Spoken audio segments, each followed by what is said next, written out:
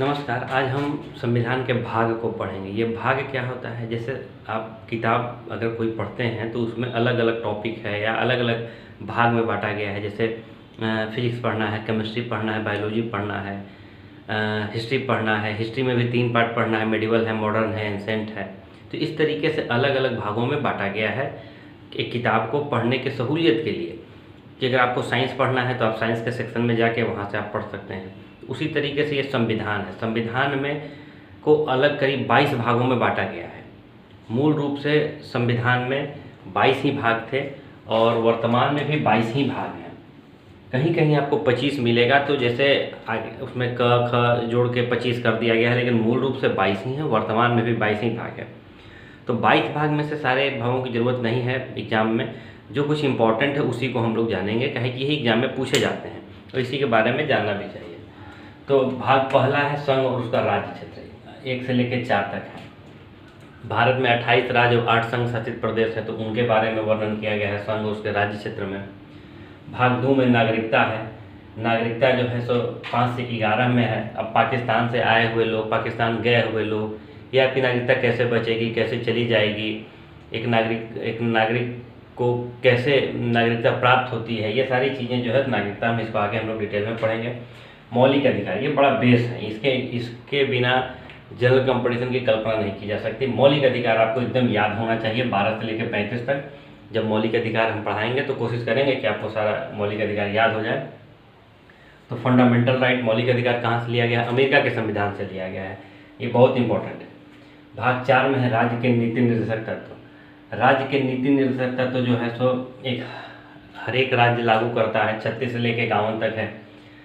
और ये आयरलैंड के संविधान से लिया गया है। ये आगे हम लोग पढ़ चुके हैं, तो इसको भी आगे जब पढ़ेंगे तो डिटेल पढ़ा जाएगा। मौलिक कर्तव्य, मूल संविधान में मौलिक कर्तव्य नहीं था। सरदार सोम सिंह कमेटी के सिफारिश पे इसको जोड़ा गया। तो 51 के क में है ये, 51 के क और 4 के क।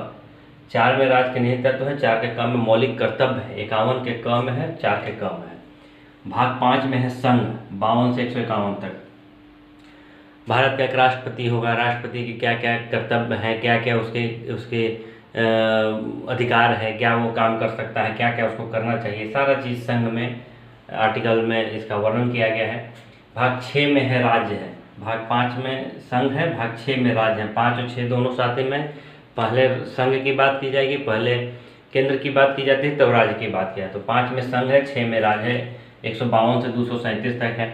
इसमें राज्यपाल के अधिकारों का वर्णन है। भाग 9 बहुत इंपॉर्टेंट है, पंचायतें। अभी हम लोग अनुसूची पढ़ रहे थे, तो कभी कभी एग्जाम में कन्फ्यूजन हो जाता है कि अनुसूची और ये भाग में क्या है। तो कभी कभी लगता है कि जो 11वीं अनुसूची है वो पंचायतों से संबंधित है, और भाग जो है सो 9 पंचायतों से संबंधित। तो कन्फ्यूजन रहता है कि कहाँ 9 है, कहाँ 11 है। इसको आपको समझ लेना है कि भाग 9 में पंचायतें हैं और अनुसूची में 11वीं अनुसूची और 12वीं अनुसूची में वर्णन किया गया है। 11 में पंचायत का और 12 में 12 में नगर पालिका का वर्णन किया गया है। यहाँ पर क में वर्णन। भाग 9 में पंचायतें हैं, तो आर्टिकल 243 में है।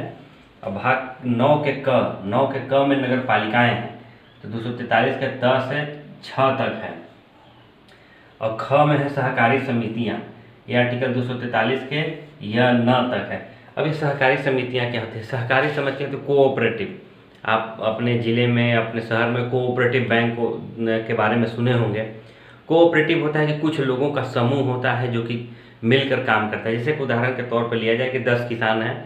अब 10 किसान जो है सो आपस में मिल के 1,000 रुपये जमा करते हैं, तो उनके पास 10,000 रुपया हो गया। अभी 10,000 रुपये में से किसी एक किसान को 10,000 रुपये की ज़रूरत है, तो उसको दे दिया जाएगा। अब वो तय समय पर वापस कर देगा, इसमें कोई इंटरेस्ट नहीं लगेगा। तो जिसका ज़रूरत है उसका काम भी हो गया, और एक अच्छा खासा अमाउंट जो है धीरे धीरे जमा हो जाता है। तो ये सहकारी समिति है, इसको भी आगे हम लोग पढ़ेंगे। भाग 15 में निर्वाचन है।